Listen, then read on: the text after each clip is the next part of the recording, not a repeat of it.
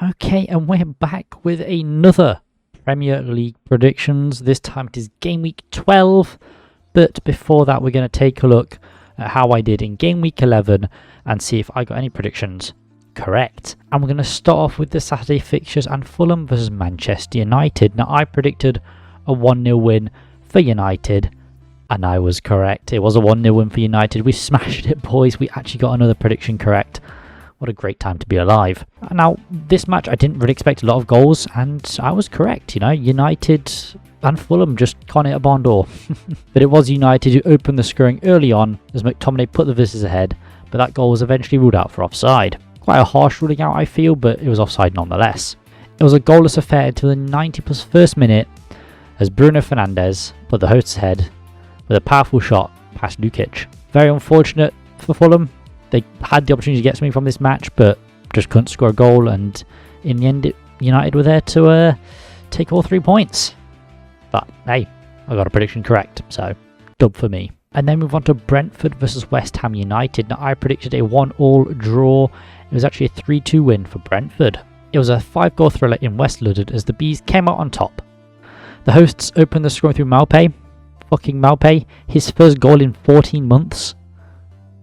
What's going on? West Ham responded though with a brilliant effort from Kudus before Byrne put them ahead not long after. Mbeumo did have his fair share of chances in the first half, but it was a delivery from him that drew the Bees level as it came off Mavropanos. Nathan Collins then scored the winner to give Brentford all 3 points in this London derby. That goal from Kudus, man, though.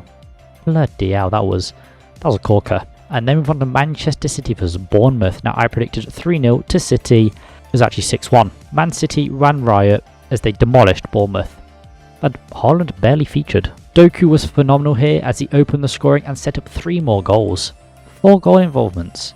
This man is special. Silva grabbed a second before Akanji made it 3. Foden made it 4 before Bournemouth grabbed a consolation goal. I mean, they were never going to come back from 4 goals down, so but hey, at least they scored. Silva then grabbed his second before Ake finished off with a goal of his own to make it 6-1. Bloody hell, Bournemouth love getting dominated, don't they? And then move on to Sheffield United versus Wolverhampton Wanderers. I predicted 2-0 to Wolves. It was actually 2-1 to Sheffield United. The Blades finally grabbed their first win of the season against Wolves. The visitors attacked from the off, but it was the Blades who went ahead through Archer. As soon as he came in, the hosts became more attacking, and that was rewarded. Wolves did go level in the 89th minute before Norwood converted his penalty at the death to secure the Blades their first Premier League win. Might be their only Premier League win if things continue, but at least they got 3 points on the board somehow. But yeah, Wolves should not have lost that match. It was an L for them, definitely. And then move on to Burnley versus Crystal Palace. Now, I predicted 1-0 to Palace, and it was actually 2-0. It's not looking great for Burnley as they fall to their 6th consecutive home defeat.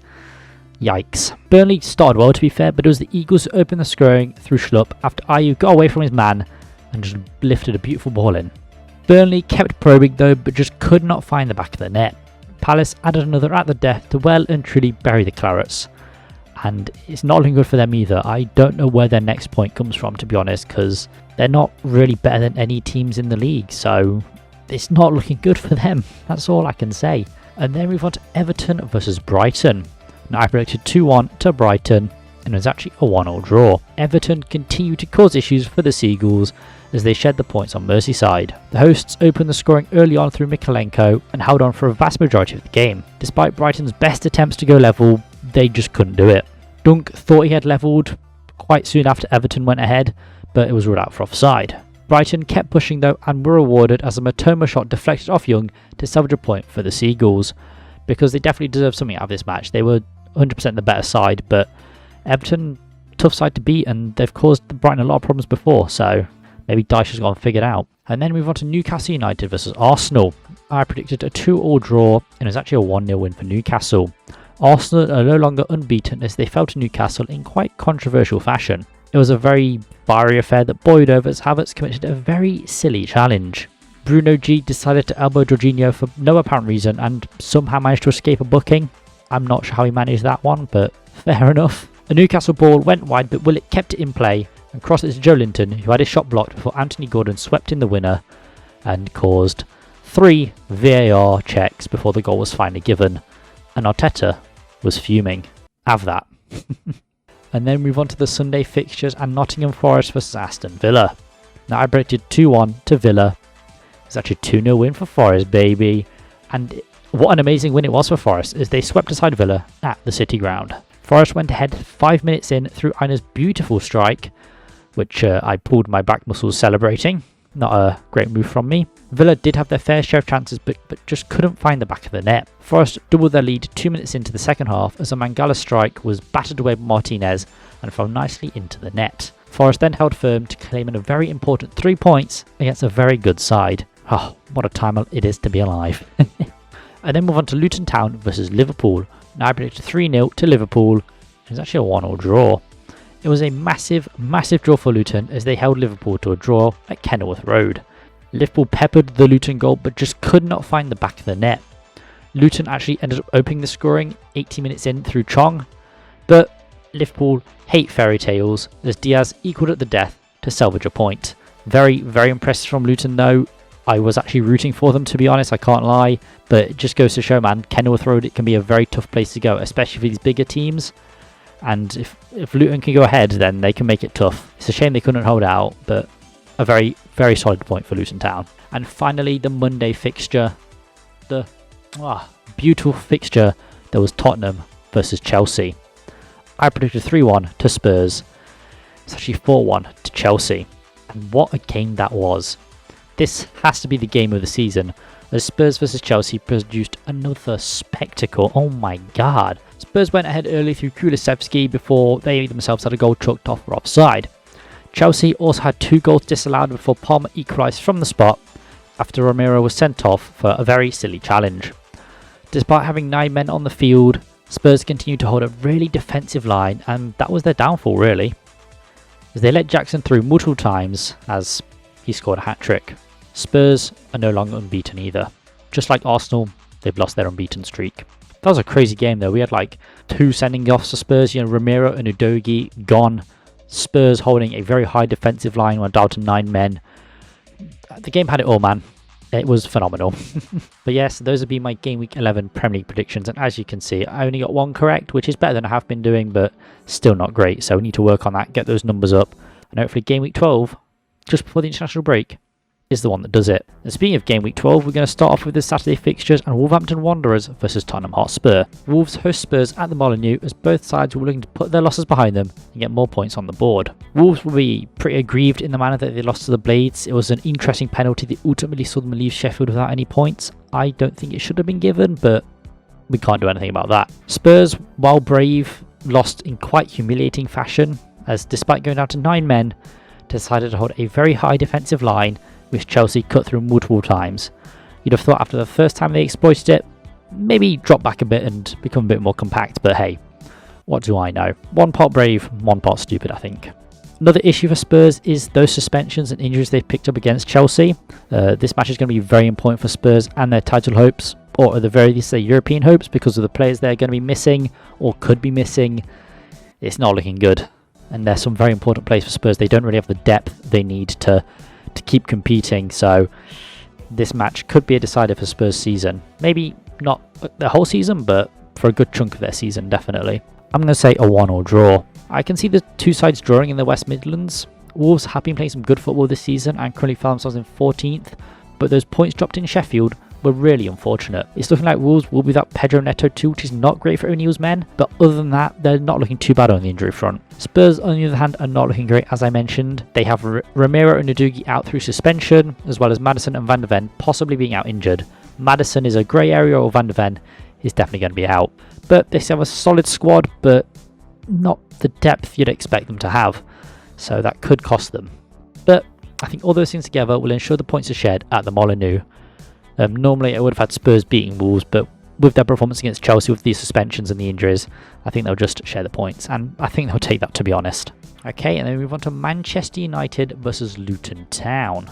Manchester United host Luton Town at Old Trafford in what should be a pretty entertaining match. Manchester United are coming off the back of a win against Fulham as their form continues to fluctuate under Ten Hag. Luton Town are coming off the back of a huge draw to Luton at Kenilworth Road and performed well throughout that match, to be honest, considering who they were against. Luton super team, man. They're going to shock the world. Manchester United found themselves in 8th are we looking to start climbing up the table and remain in contention for Europe, as it's slowly stepping away from it at the moment. Luton find themselves just outside the relegation zone in 17th place, which makes them the best performing out of the newly promoted sides, which is not saying much. Ten Hag's position at United is seemingly secure at the moment, but a failure to beat Luton at home could spell disaster for him. I'm not sure how long the board want to back him, but if he's not producing results, he's going to go at some point. I'm going to say 2-1 to Man United though. Unfortunately for Luton fans, I cannot see them grabbing a result at Old Trafford. Luton have shown they can get results away from home, but Man United are a different test entirely for the Hatters. United are suffering from quite a few injuries, with many of their important players supposedly out, but that remains to be seen. Those injuries also don't bode well for their already lacklustre attack, but I do think they'll have an easier time opening up Luton than some of their previous opponents. It'll be a hard fought match, but I do see United keeping all 3 points in Manchester. But the scenes if Luton get a result though, that would be wonderful. I cannot wait for the Twitter meltdown if United lose to Luton or even draw. It'll be glorious. Get the Norwich scarves out, lads. And then we move on to Arsenal versus Burnley. Arsenal host Burnley at the Emirates as they look to make a swift return to winning ways. Arsenal dealt their first loss of the season by Newcastle in controversial fashion at St James's Park and will be looking to put that loss behind them against the Clarets. Burnley have not been enjoying a great run of form and are currently sitting in 19th, level on points with bottom place Sheffield United, so it's not looking good for them. Yeah, the Clarets under company are on a run of 4 losses in their last 5 and have also been struggling to score goals as well, only scoring 2 in those last 5 matches. Burnley have not enjoyed a great return to the Premier League, and it looks like that's only going to get worse as they visit the capital to face last season's title contenders. The Clarets' goal scoring woes are likely to continue here, and I'm going to say 3-0 to Arsenal. I'm backing the home side in this clash. Arsenal have been performing well this season, going 10 games unbeaten and scoring 23 goals. It's very impressive, currently sitting in 4th, level on points with 3rd place Liverpool. While the Gunners aren't enjoying as good of a start as they were last season, they've still been performing well and will be a very difficult side to overcome. Burnley have not shown enough that would lead me to believe that they can get anything from this clash, especially away at the Emirates. I see Burnley's dreadful run of form continuing, and you really have to wonder how long company has left. If something doesn't click soon, it's not looking great for the Belgian. Arsenal have shown a lot of attacking prowess this season and will no doubt cause Burnley a lot of issues at the back. 3-0 honestly might be a conservative prediction, but either way, I see Arsenal keeping all 3 points in the capital. And then we move on to Crystal Palace versus Everton. The Eagles host Everton at Selhurst Park as both sides look to continue their positive results and get more points on the board. Palace find themselves in 11th despite their goal scoring issues and a slump in their recent form. Everton's recent form has been much better than Palace's, and that saw them pull off some impressive results, which has seen them sit in 16th, 4 points clear of the drop. Everton have actually looked very decent really. It's seen them score 1 more goal than Palace, so while they're not exactly a prolific goal scoring side, they do have that odd goal in them. Both teams are nursing a couple of injuries, but it's nothing too major, which is especially great news for Palace as they've looked to come out of their injury crisis fairly unscathed. Still got a few players out, but for the most part, the players have returned and they've looked better for it. I'm going to say a 1-1 draw. I think Toffees will grab another draw in this clash. Everton do seem like a strong side away from home at the moment and have shown a lot of attacking prowess, which is strange for them and a Sean Dyche side, but here we are. They've beaten teams who generally be considered better than them as well as holding tough teams to draws as well. So yeah, they've not been too bad to be fair. It's been impressive for what we've seen of Everton recently. They've just not been scoring that many goals. Palace also haven't been scoring goals, but do have a very solid defence, which will create problems for Everton. Likewise, Everton's defence is also going to cause issues for Palace's attack, as if they needed more reason to not score a goal. Both teams are looking pretty similar at the moment, and I reckon they'll share the points in the capital, but I wouldn't be surprised if Everton pulled off another win away from home, because that's just the type of side they are at the moment, so it could happen, to be fair. And then move on to Bournemouth versus Newcastle United, and it's the Eddie Howe derby as Bournemouth are hosting Newcastle at Dean Court. The Cherries have not enjoyed a great start to the league under Areola, and as a result, currently found themselves 18th, tied on points with Luton, and 2 points clear of the bottom 2. They've only grabbed 1 win in their last 5 league matches, which is not looking great. Newcastle, on the other hand, have been enjoying some much better form than their opponents, winning 3 of their last 5 league matches and drawing the other 2. And they currently find themselves in 6th, continuing their impressive performances under Eddie Howe and continuing to push for a European spot next season as well. Unfortunately for the Magpies though, they are suffering from quite an extensive list of injuries at the moment, which has highlighted their lacklustre depth, which they'll need to tackle in January. Isak, Burn and Botman are all reportedly out injured, with Bruno Guimaraes suspended too. Bournemouth are looking much better on the injury front, but without their first choice keeper Neto, which doesn't help their already leaky defence. I'm going to say 2-0 to Newcastle. I'm backing the Magpies in this match on the coast. While they are inundated with injuries at the moment, Newcastle still have a squad full of quality, and Eddie Howe knows how to get the best out of those players at his disposal. Newcastle have been an attacking threat this season and have scored the same amount of goals that Bournemouth have conceded, which is very interesting to think about. You know, second most scored versus second most conceded. Bournemouth have rarely shown any attacking threat this season, and I can't really see them troubling Newcastle too much. Even if it's not their first choice defensive backline, no, the Geordies are a strong defensive outfit, and I can't really see Bournemouth troubling them whatsoever. They don't really have the goal scorers to do that, so I see the Magpies taking all 3 points back up north. And then we move on to the Sunday fixtures, and we start off with Aston Villa versus Fulham. The Villains host Fulham at Villa Park, as they're both looking to bounce back from defeats. Villa fell to a shock defeat at the world-famous City Ground as they could not penetrate Forest's defence. Fulham fell to United as a last-minute Bruno Fernandes dagger ensured the 3 points went to Manchester in very unfortunate fashion, and also ensured Ten Hag lived another day,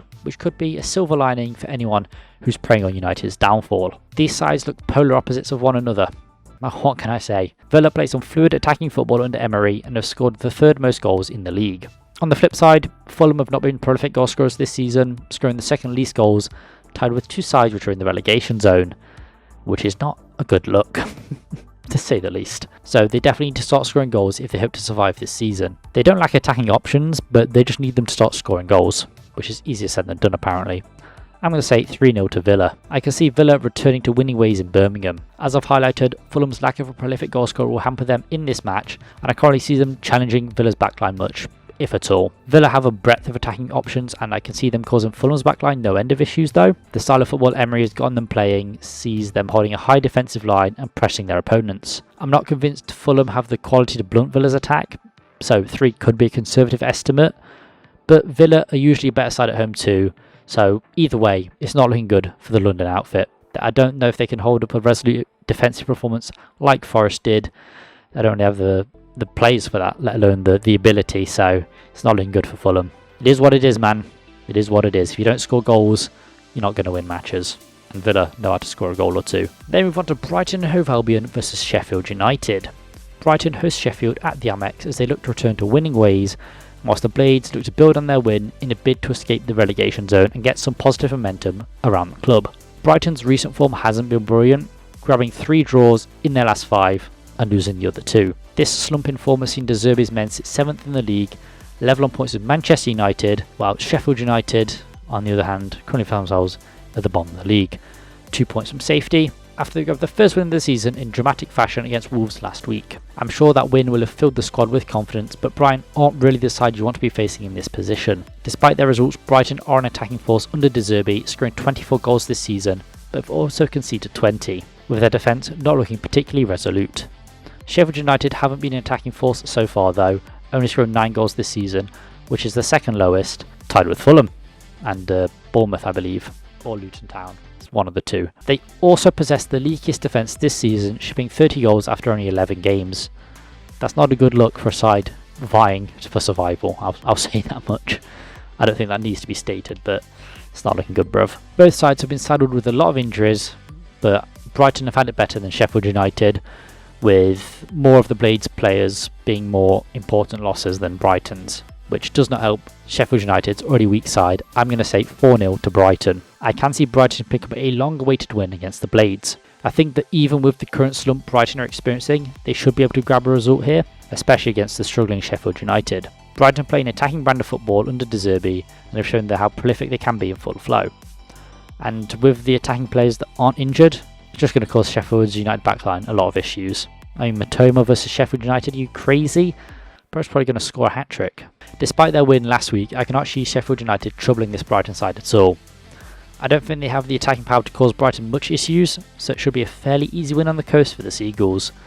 We'll see what De Zerbi Roulette conjures up there, because he could completely tinker with the team and fuck it up, so we'll see. And then move on to West Ham United versus Nottingham Forest. The Hammers host Nottingham Forest in the capital as they look to put some lacklustre results behind them.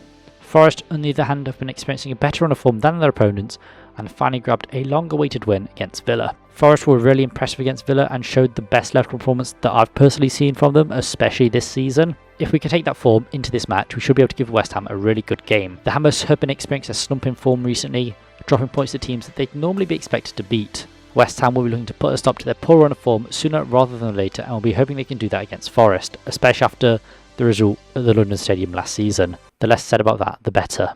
Both teams only separated by a single point, with either side looking fairly similar to one another. Forest will be full of confidence after that emphatic victory over Villa. There seems to be good vibes surrounding the club at the moment, so hopefully we can take that positive momentum into this match at the capital, but it's going to be a tough clash either way. I don't think anyone will disagree that Villa are the better side in claret and blue than the Hammers, so it's looking positive for Forest, but West Ham will have the home side advantage, but their poor run of form and possible rotation from European football, whereas Nottingham Forest will be full of confidence but are also still struggling from quite a few injuries, with a fair few of their attacking options still on the sidelines. I'm going to say a 1-1 draw in the capital. As mentioned, West Ham will be hankering to turn around their dismal run of form, and playing at home is the best opportunity for them to do that. Forest, though, have put up resolute defensive performances throughout the season, and especially at Villa. If they can keep that up, it'll be very hard for West Ham to break them down, and while they do have good attacking players, Forest can hold firm, so it'll be interesting to see. I am expecting a good clash between these two sides, as they do seem pretty evenly matched at the moment. Forest will be looking to build on their win last week and start a run of winning matches, whereas West Ham will be looking to put their bad run of form behind them, turn it around, and get some points on the board. But it can be a very tough match for either side to do whatever they need to do. They do have the leakier defence than Forest, but have also scored more goals, so they kind of each balance each other out. But, you know what, I see the points being shared in London. These teams look fairly evenly matched at the moment, but either way, it's going to be a good match. But come on, Forest, please. And then we move on to Liverpool versus Brentford. Liverpool host Brentford at Anfield as they look to put a fairly embarrassing result behind them. Yes, Liverpool shared the points in Bedfordshire as they drew to Luton Town. Not looking good for them, but their performance was dismal, so that's what you get. Brentford had a better experience last week as they bested West Ham, with Maupay actually scoring a goal. Do you know how bad you have to be for Maupay to score against you? That is crazy. Both teams have been enjoying decent runs of form recently, so it should be a very interesting clash between the two sides. Both sides are also suffering quite a few injuries though, each with a player out suspended as well. You know, they just love copying each other, don't they? Brentford are still suffering from quite a few injuries, with some of their attacking talent missing out. However, luckily for the Bees, their main attackers are still fit and firing. Liverpool are without some of their more important players too, with some of their defensive linchpins looking to be missing out, although it is inconclusive at the moment. Liverpool have been enjoying a successful season other than that though. You know, their midfield is looking class, apart from against Luton. They currently found themselves in third, just 3 points off the top, but like I mentioned, both teams have enjoyed some decent runs of form at the moment, and besides the points, there's nothing that really separates the two sides in my opinion. But I am going to say 2-1 to Liverpool. I see Liverpool getting the win at Anfield. Neither team will be putting their best 11 forward, but I think Liverpool have the more capable side at the moment. Brentford are not a bad side by any measure, but I just don't think they have what it takes to beat Liverpool at Anfield. The way Liverpool played at Luton Town does not fill me with confidence, but I reckon they'll put in a performance at Anfield and get a very important 3 points. Brentford will make it a tough match for Liverpool, there's no doubt about that, and I can see them being able to grab a goal, but I see Liverpool being the ones to claim all 3 points at home and send Brentford back to London with nothing. Hey, Brentford are the perfect team to pull off a shock, so we shall see. And finally, Chelsea versus Manchester City. We round off the week as Chelsea host current league leaders Manchester City at Stamford Bridge. Man City returned to the top of the league after Chelsea demolished Spurs in their own stadium. That result also saw Chelsea move into 10th and has shown a positive uptick in form for the Blues. Man City, on the other hand, have been doing Man City things, you know, winning matches, scoring plenty of goals and sitting at the top of the league, which is thanks to Chelsea. Chelsea, though, are still suffering from quite a lot of injuries. You know, it's not as bad as it has been this season, but they still have a lot of players missing out. Whereas Man City have also accrued a couple of injuries lately, but the squad depth they have can replace those players and performances do not really seem to take a dip. Man City have been the highest scoring team this season and have also conceded the least amount of goals. They are one of the only 2 teams that have not conceded double figures yet, which is very impressive. City dominated Bournemouth at the Etihad last week, with Doku shining throughout that match. Chelsea had a brilliant game against Spurs and came away with a very unexpected win, with Nicholas Jackson, of all people, netting a hat-trick. Do you know how shit you have to be for Nicholas Jackson to put 3 past you? That is crazy. Absolute insanity. But I'm going to say 3-1 to Man City. I think Man City will beat Chelsea in the capital. You know, City are the most informed side this season. And we'll be looking to keep winning ways going, keeping themselves at the top of the league. And I think they can do it in the capital. Chelsea impressed against Spurs, despite Tottenham stubbornly playing a high defensive line with 9 men. And they walked away with 3 points in a match that many expected to see them lose. And for a good chunk of it, it seemed like they would. I think they will lose this clash though. Like, I can't really see Man City losing to Chelsea, especially this Chelsea side of all teams. Now Chelsea, you know, to give them credit, they do have good players, but this is a City side that's just a level above. Cole Palmer will be revisiting his old club, and he'll probably bag a goal, to be fair. But I am backing City to take all 3 points back to Manchester. And what more can you say, really? It's expected for Man City to win, and I think they will. So yeah, those have been my Game Week 12 Premier League predictions. If you have any of your own, please leave them down in the comments below. Love to read what you guys have cooked up with your insane ball knowledge. And yeah, I shall be No2GT, and I shall see you guys in the next video. Peace.